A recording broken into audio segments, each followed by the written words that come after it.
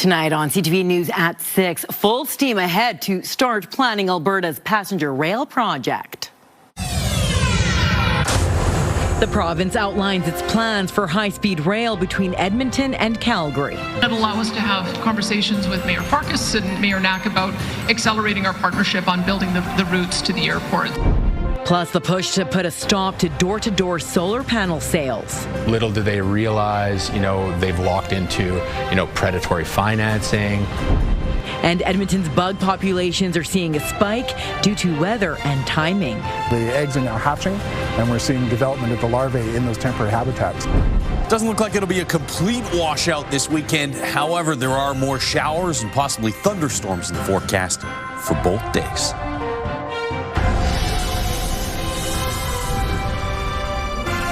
CTV Edmonton, local breaking news with Nariman Issa. Good evening. Plans for high-speed passenger rail lines are moving forward. Today, the province shared its new rail master plan and a $15 million spend to advance the project. CTV's Evan Kenny joining us live now. And Evan, where will these lines run? Nariman, the goal of the first phase is to get a line here to the international airport. It will start in St. Albert, cut through the middle of Edmonton, and then end up here. Now, it's just the start of the province's 30-year plan.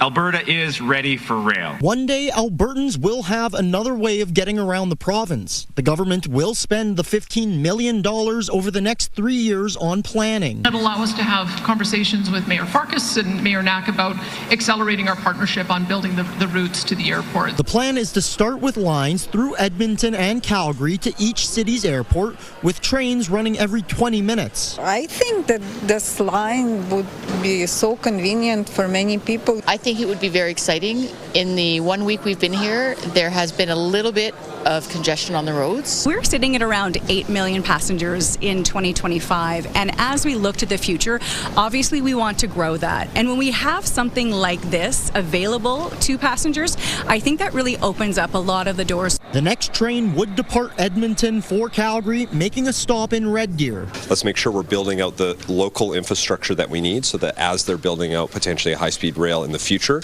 you've got the core elements of it already built out. While the build could take about 30 years, an exact timeline and cost is still unclear as the province looks for private partners. It's also not clear if Ottawa will be involved. The minister and I also met with Federal Minister Steve McKinnon a couple of weeks ago and let him know that this was coming, because as you've seen in Eastern Canada, they're talking about a high-speed rail between Quebec City and Toronto. We think this would be a nice companion project in Western Canada. The goal is to one day connect these lines with the LRT. It gives us opportunities to talk about things like the high-level bridge replacement, and maybe a future high-speed rail line needs to have that river crossing. Can we tie this together? Alberta's passenger rail master plan also shows plans for lines traveling between Edmonton and 5 other cities, including Jasper, Fort McMurray, and Grand Prairie. The province says a high-speed rail line between Edmonton and Calgary would travel at more than 300 kilometers an hour and would get passengers from one city to another in about an hour. Nariman? All right, Evan Kenny joining us live from the Edmonton International Airport. Thank you. Edmonton police have charged a 30-year-old man with the sexual assault of a minor and believe there may be more victims. Brian Brooke Kaskaman also faces charges of interference and administering a noxious substance. Police say he uses the dating app Grindr to meet minors and invites vulnerable young people to his home in northeast Edmonton. Kaskaman has been released on conditions not to have contact with anyone under 16. Anyone with information is asked to come forward or speak anonymously to Crime Stoppers. Police say a bomb threat at the Grey Nuns Hospital was a false alarm. Edmonton police responded around 3 yesterday afternoon and limited access to the hospital. It reopened a few hours later when police determined the threat was not credible. Covenant Health says patient care continued inside the hospital during the investigation. The Edmonton Public School Board has cancelled all international trips in the next school year. The school board says it made the decision based on global, political, economic, and public health challenges. The board says it is making the safety of its students its priority and says the early decision will allow schools and families to adjust plans and explore trips within Canada.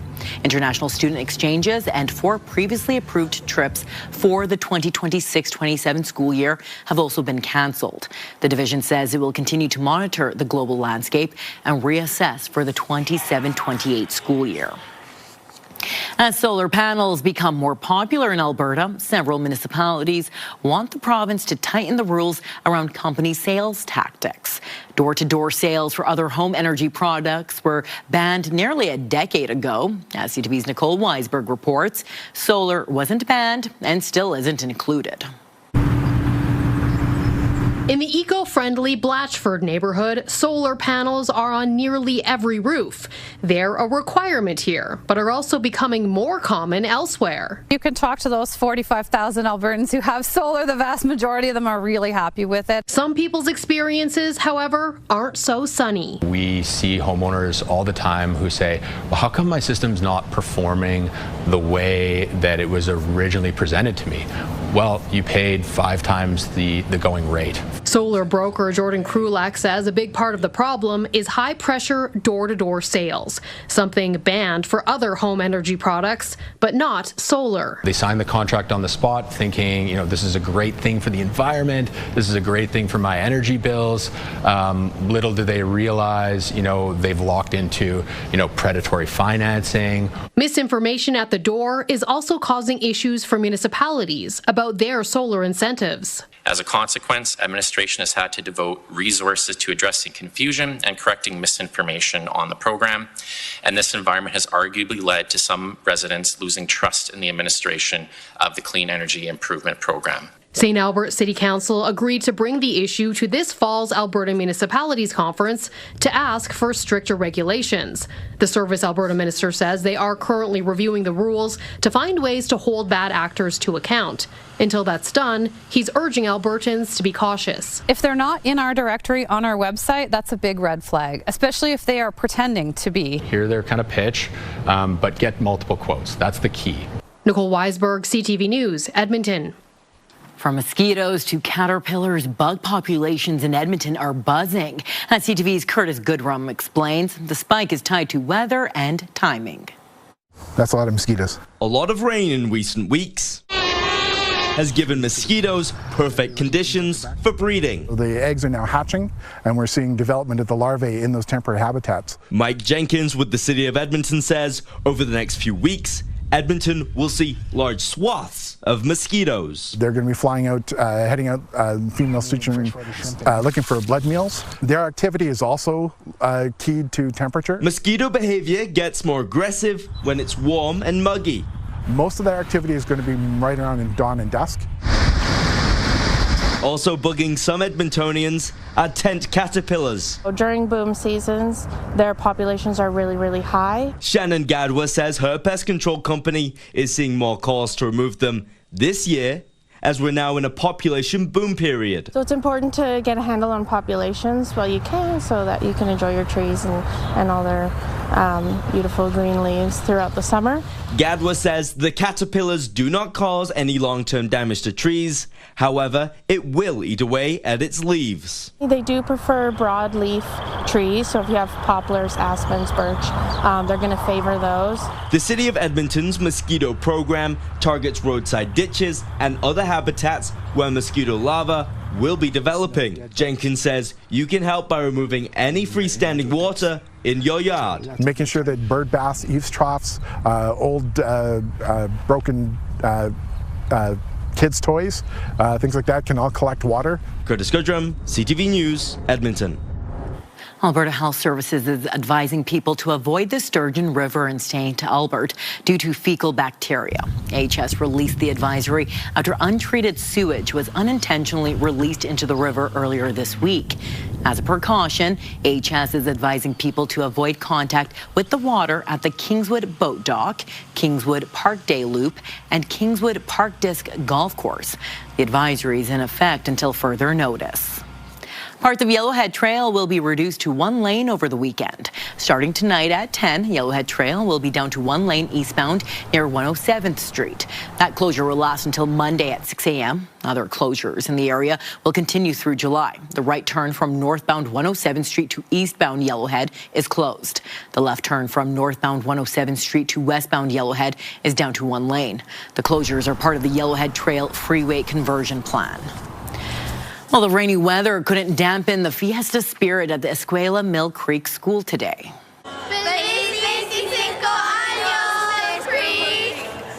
Well, colorful costumes, music, and dance were on display as students took part in the school's annual Fiesta celebration. Students from kindergarten to grade 6 performed dances from countries like Costa Rica, Peru, and Spain. Organizers say the event gives students a chance to celebrate their language, culture, and community. I think it's pretty cool to do all this fiesta work and set up like the chairs and music and stuff. I really want people to learn about a lot of the Spanish cultures and dances from around South America and Central America and how vibrant the cultures are there. The annual fiesta started 25 years ago and continues to grow each year. Tickets for the Edmonton Folk Music Festival go on sale tomorrow morning at 10 o'clock online.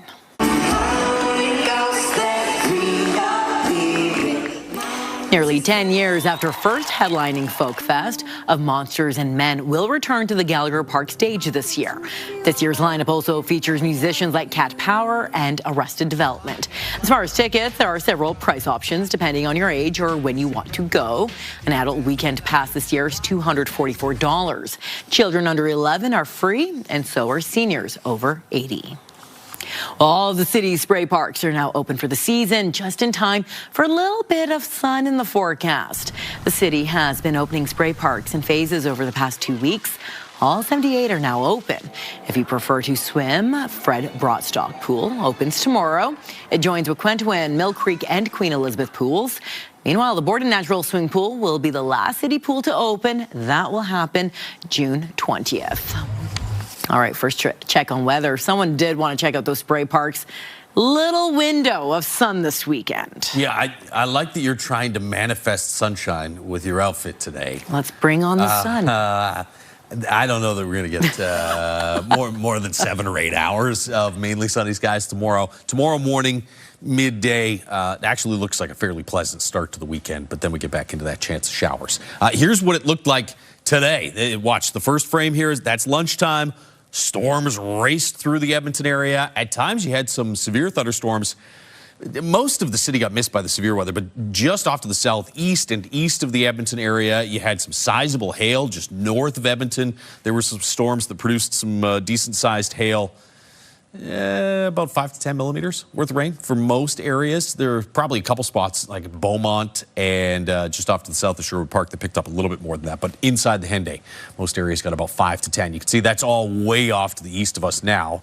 And so although the clouds look fairly ominous, we're into a dry spot here in the Edmonton region. That's a beautiful shot from the CTV Edmonton drone. If we go back to the radar map, you'll see that there is another little pocket there off to the west of some scattered showers that could potentially roll through later on this evening, but I think it probably falls apart before it hits the Edmonton region. 20 degrees for a daytime high prior to those thunderstorms, and then we dropped to 10. We've since fought back to 13 degrees.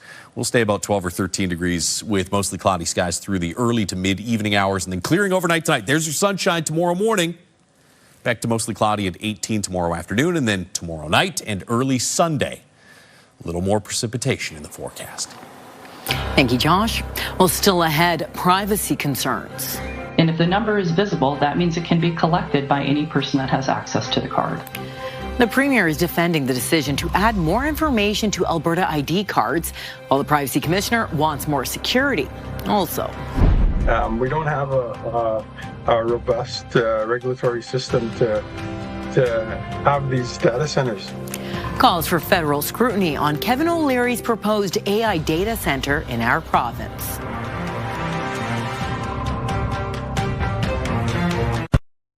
Programming brought to you by James H. Brown Injury Lawyers, the heavy hitters of injury law.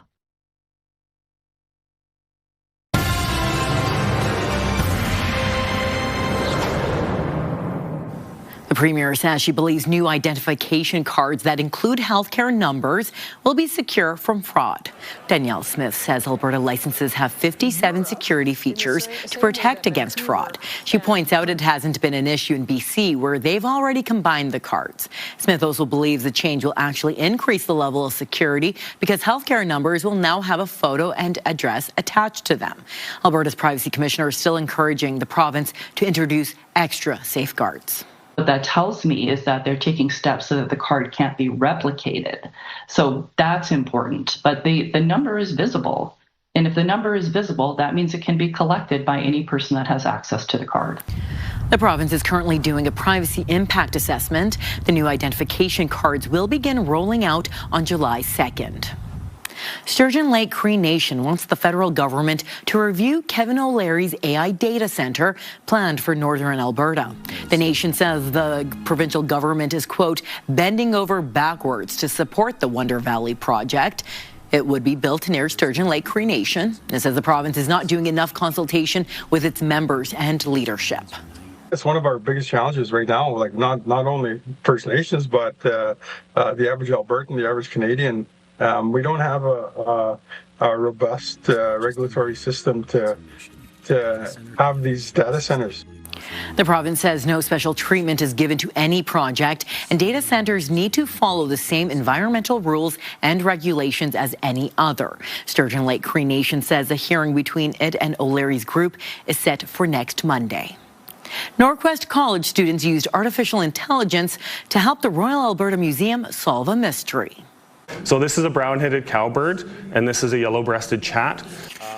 As you can see, it can be difficult to tell the difference between the eggs of different birds. So students at Norquest College helped a curator at the Royal Alberta Museum to help identify 21 eggs that were donated to the RAM.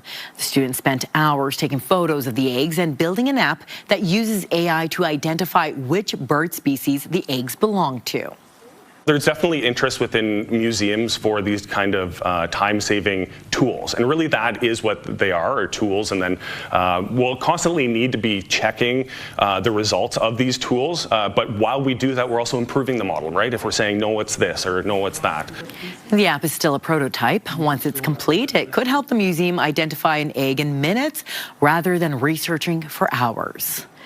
A family from Manning is giving back to the Ronald McDonald House by donating dozens of quilts in memory of their daughter. More than 30 handmade blankets were donated to the quilt room at Ronald McDonald House this morning. The room gives people staying at the house a chance to pick out a quilt of their own. The donation comes from a family who stayed at the Ronald McDonald House while their daughter received medical care. 2-year-old Presley had a rare neurodevelopmental condition. Presley's aunt says her niece's death inspired her to keep adding to the quilt room. She picked out one that I had brought about 2 months prior to that, 2-3 months prior to that. And when things were not going well and it was obvious that she was not going to come out of this, she actually passed away covered in that quilt. A room plaque dedicated to Presley was also unveiled this morning. Well, still to come, honoring Second World War soldiers with a new memorial.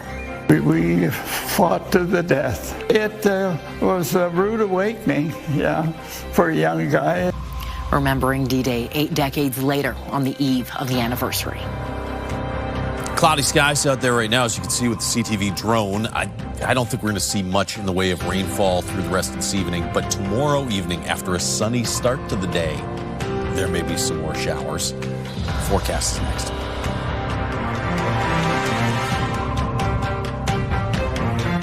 Programming brought to you by James H. Brown Injury Lawyers, the heavy hitters of injury law.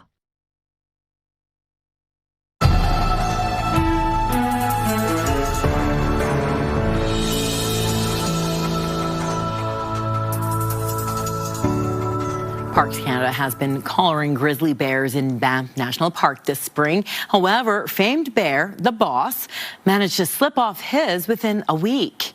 Here are some recent photos of the boss, courtesy of wildlife photographer Jason Leo Bantle. The boss was outfitted with a tracking collar in mid-May. Experts say his ability to remove it within a week isn't unusual for large male grizzlies. Their neck size makes it easier to slip off compared to younger males or females. Parks Canada says the GPS data provided through collaring helps better manage grizzlies and their habitat. You can't take the boss down. He's not having any of that. When your head is smaller than your neck and you put a collar on, I can see how that would slide off. The bear steroids, I guess. Josh. Yeah. I know you. I haven't golfed in 2 weeks. You are making it very hard to get out there. You have to be very choosy with your times. I know, just going to show up. Tomorrow morning would be a decent time, and Sunday afternoon as well. Tomorrow night, Sunday morning, looks a little wetter. River Valley Skycam, brought to you by Action Furnace. Fixed right here, it's free. 13 degrees. And we're starting to see some breaks of blue out there. Beverly's actually shot back up to 17 right now. You have some 14s, Castle Downs, Rio Terrace, Blatchford at 13 after hitting 20 earlier in the day today prior to the thunderstorms. 22 in Cold Lake, it's 18 at Grand Prairie hit for a daytime high. And Jasper only got to 14. Jasper's going to get down close to the freezing mark by tomorrow morning. We have a rainfall warning north of Fort McMurray, 50 to 60 millimeters worth of rain, and north of Cold Lake, you can see severe thunderstorm warning. That storm potentially producing some sizable hail as well as some downpours and some really, really strong wind gusts. Looks like that's probably the biggest threat coming off of that storm. Here in Edmonton, all of that stormy weather is to the east of us. We got into some breaks, just mostly cloudy skies right now, and then we'll see what happens with this stuff back here. I think the lightning fizzles out before it gets even close to the Edmonton area. Still a couple hours away, but maybe mid-evening, another little sprinkle going through. After that, skies should clear out overnight tonight.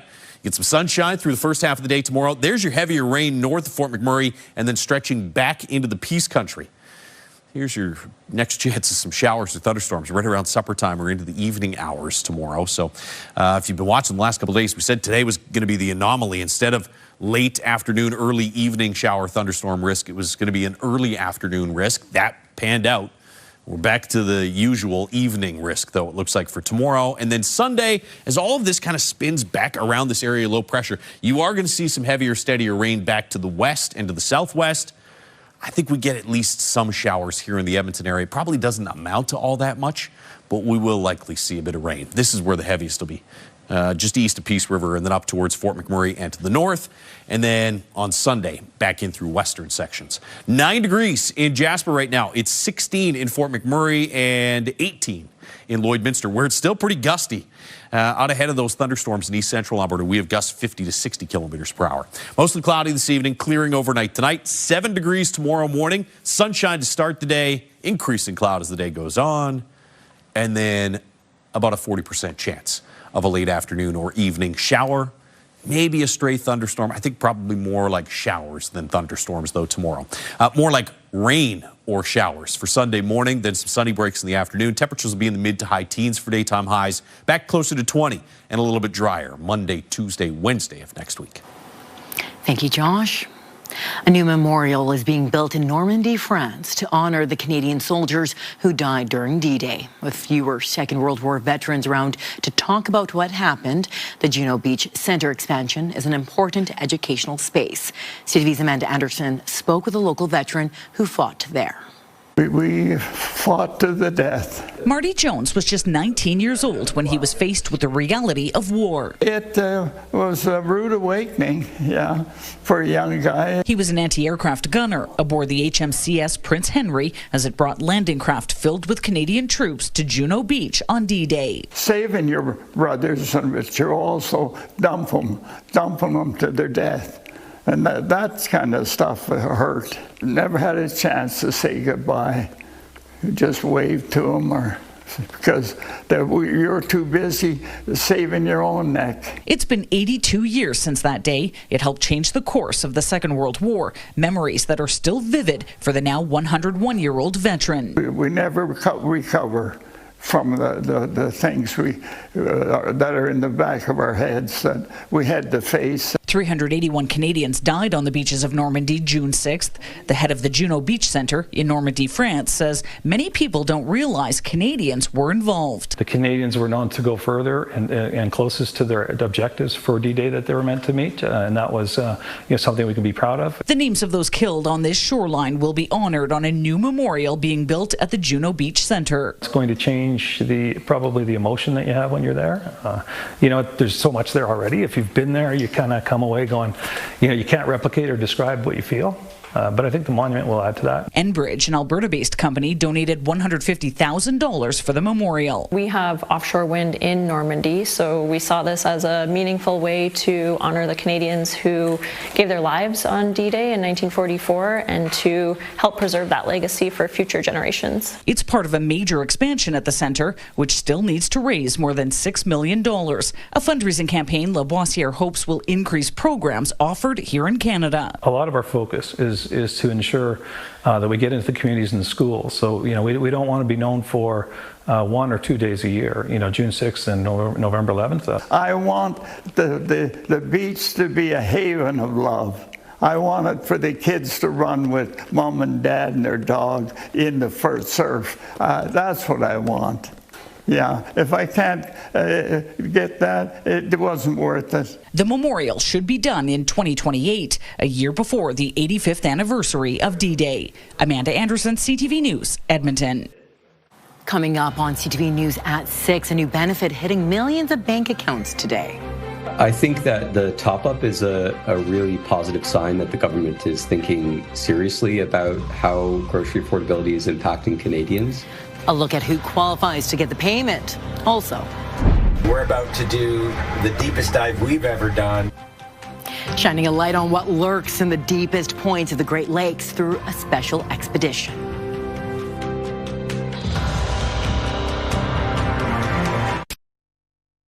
Programming brought to you by Century Casino. 3 great locations: Edmonton, St. Albert, and Century Mile.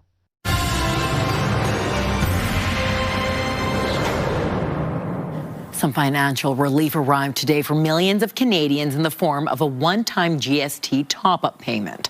The new federal benefit was sent directly to those who are eligible. CTV's Heather Wright breaks down the details. Peppers, tomatoes, and lettuce are just some of what Sylvie Gagne grows in her backyard.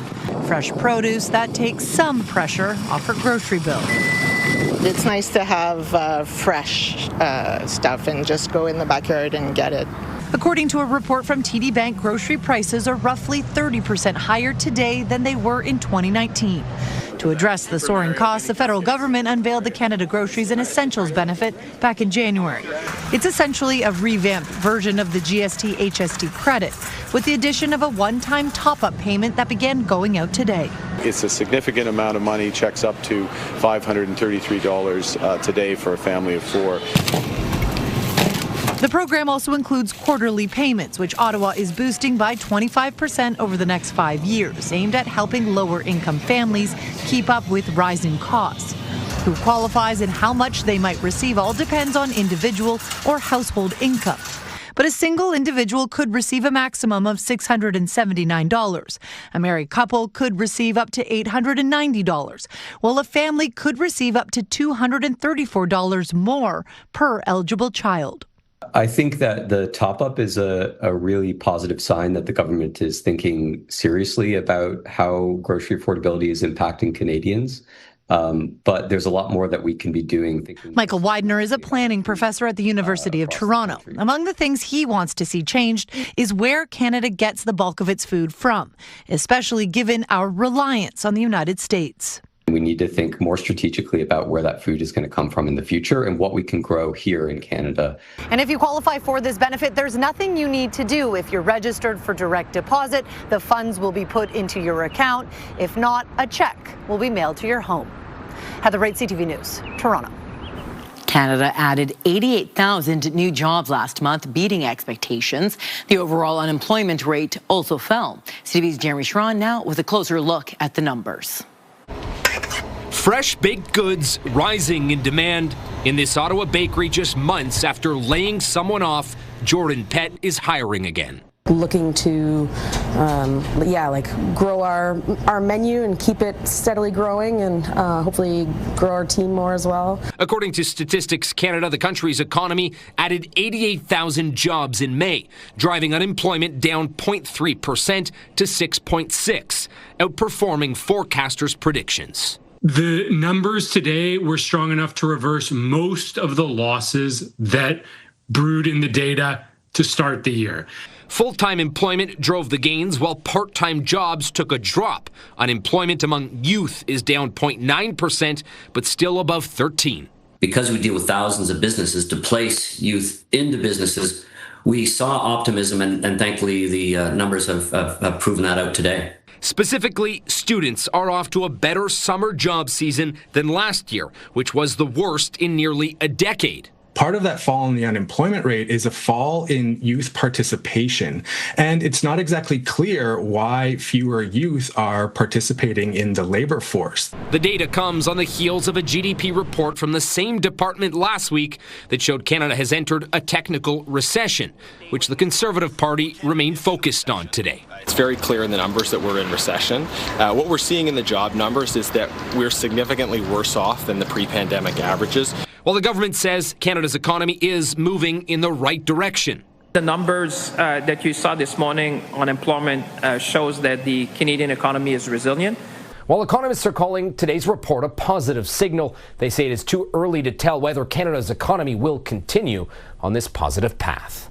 Jeremy Sherrill, CTV News, Ottawa.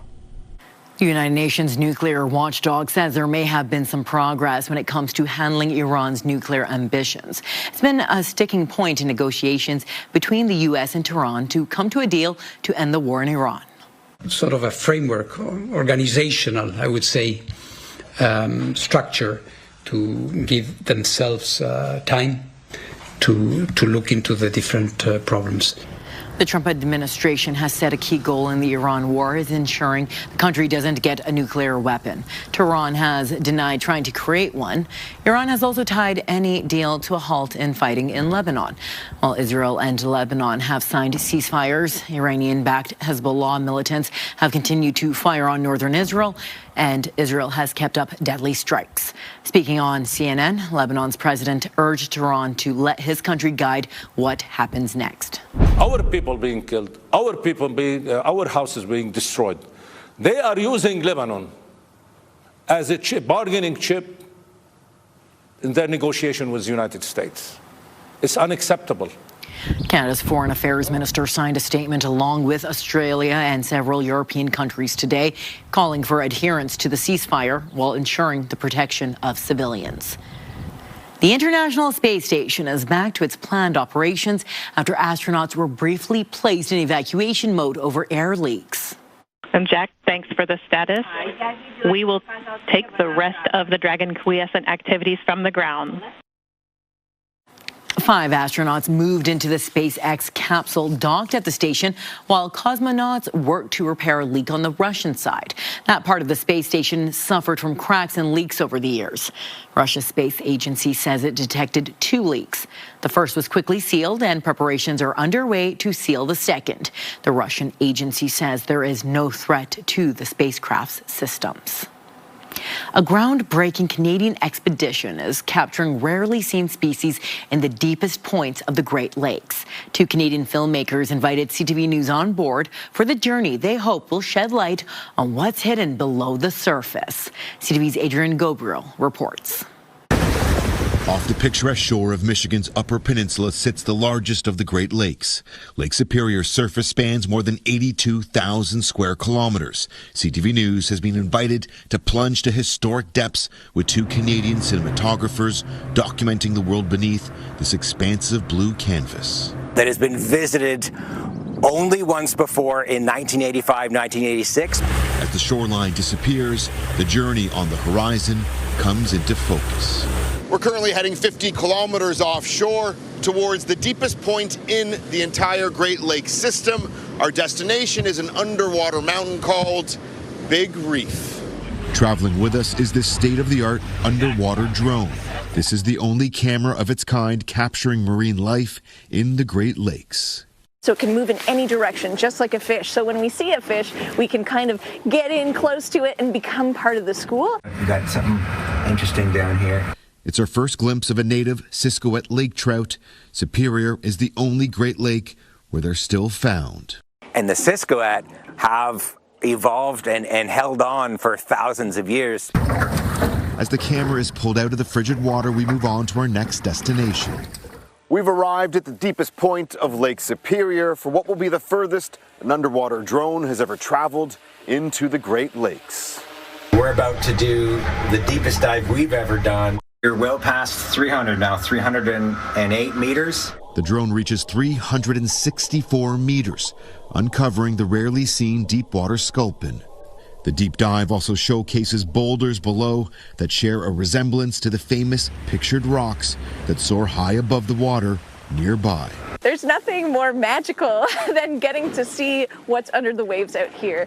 A picture-perfect perspective bridging humanity's understanding of a freshwater ecosystem seldom witnessed before. Adrian Gabriel, CTV News, Munising, Michigan. Still ahead, domino effect. It means that diesel, which is the global workhorse for all fuel, is going to remain high. Despite some relief at the pumps, high diesel prices are having a ripple effect across industries. And we're getting a live drone shot from the CTV Edmonton drone of our building, CTV building, out here in West Edmonton. Stay with us.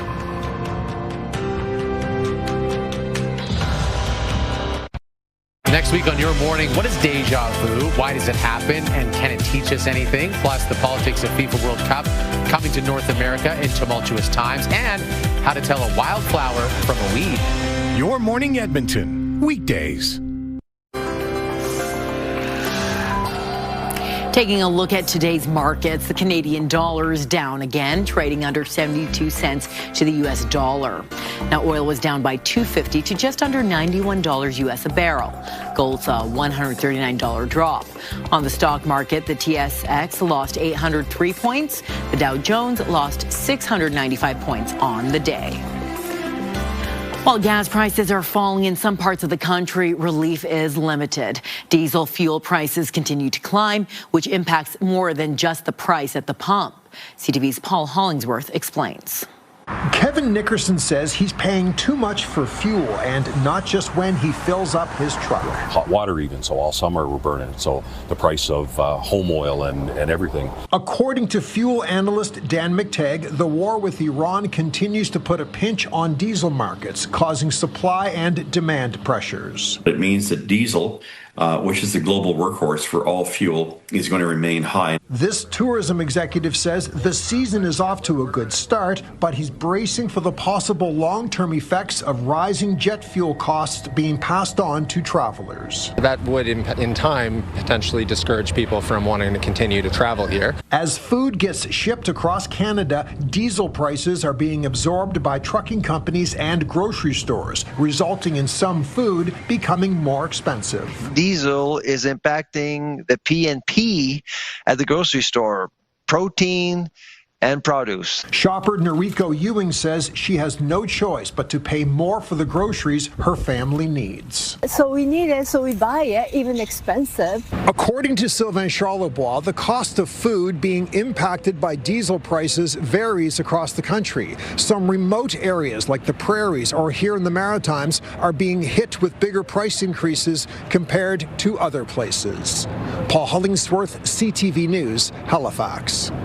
Sunwing and WestJet Vacations Group says it's suspending operations in Cuba indefinitely. The company says it will be reaching out to travelers to offer refunds or arrange an alternate destination.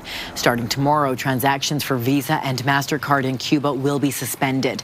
It's part of the pressure being placed on the Caribbean island by the U.S. For months, residents have endured blackouts, food and fuel shortages because of the American oil embargo. The Edmonton Elks start their season on the road this weekend. Week 1 has the Elks in Ottawa to take on the Red Blacks.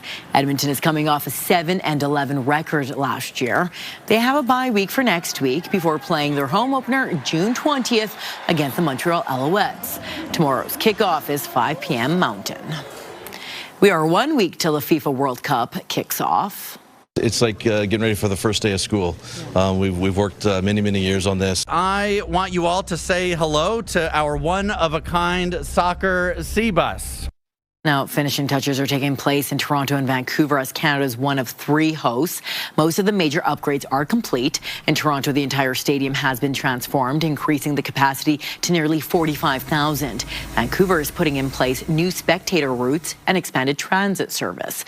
Now, there are questions around budgeting, including why security in Vancouver is pegged at $240 million, while Toronto's price tag is at $94 million.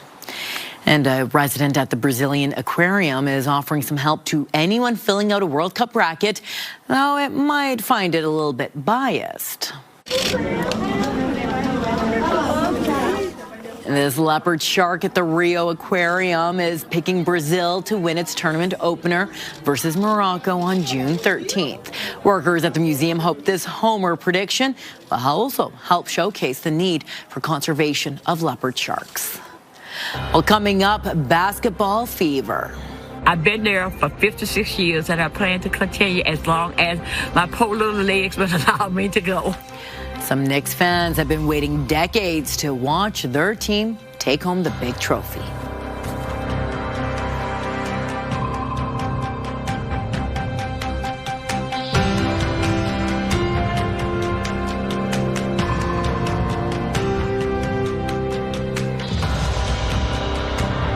Stay with us. We've got another full night of great shows for you tonight on CTV.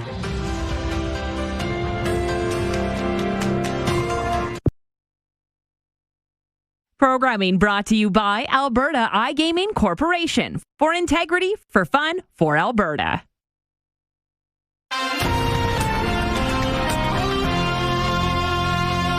NBA fever is gripping fans all over, and some have been waiting a long time to see their team win it all. Here's ABC's Danny New. The Knicks started in 1946. For something considered a game, these NBA finals sure have been exciting for more than just kids.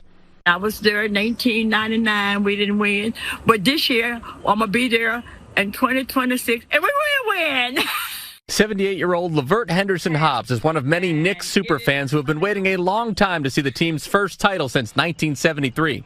Just had a ticket look back then. Lavert's fanhood blossomed when her late husband Ernest invited her to a game in 1970, and since then she says she's been to more than 2,000. I've been there for 56 years, and I plan to continue as long as my poor little legs will allow me to go. Meanwhile, in Manhattan, 87-year-old Frances here was the driving force behind the watch party at her assisted living center. I organized this whole thing. They didn't want to do anything. I said, what do you mean? For Frances, she's worked hard after suffering a stroke about 5 years ago, progressing from being bedridden to now being ready to maybe celebrate in the streets. Can you imagine if New York won, what would happen here? Oh my God, I think with my walker I would go parading.